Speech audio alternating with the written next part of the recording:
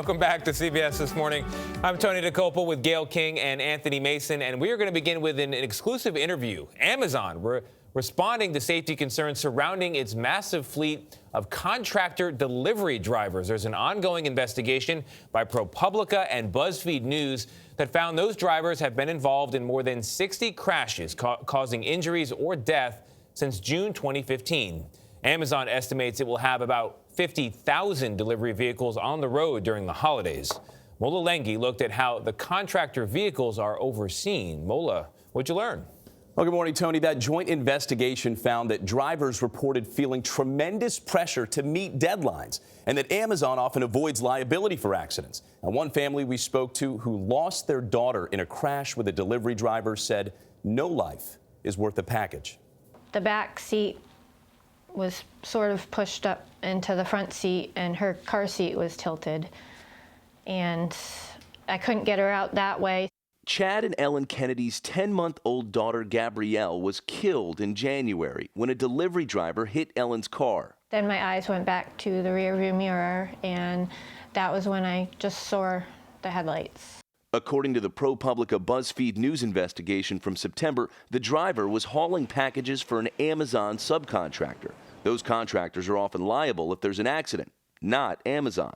Really serious things that go wrong with these deliveries, it's never Amazon's problem.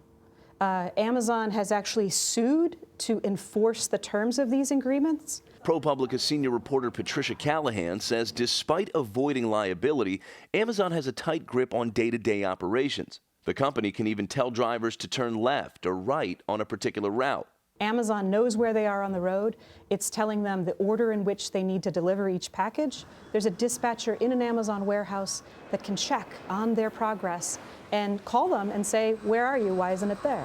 Through work orders, Callahan found that Amazon requires 999 out of 1,000 deliveries to arrive on time. Amazon refuted that claim and said while they have expectations of their drivers, there are no quotas.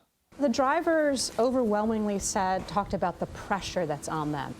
Drivers talked about urinating in bottles because they don't have time to stop and use a bathroom. Callahan says the driver who hit Ellen Kennedy said he was feeling pressured that day because he was running behind. But the contractor who employed him refuted that.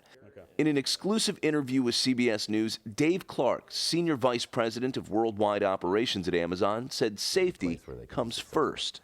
We're focused on background and driving check to make sure that the people we put in the vehicle come from a place of good driving record, a good safety record, and then we train them before they ever hit the road. Clark highlighted the technology they use to monitor drivers' actions as an added safety net.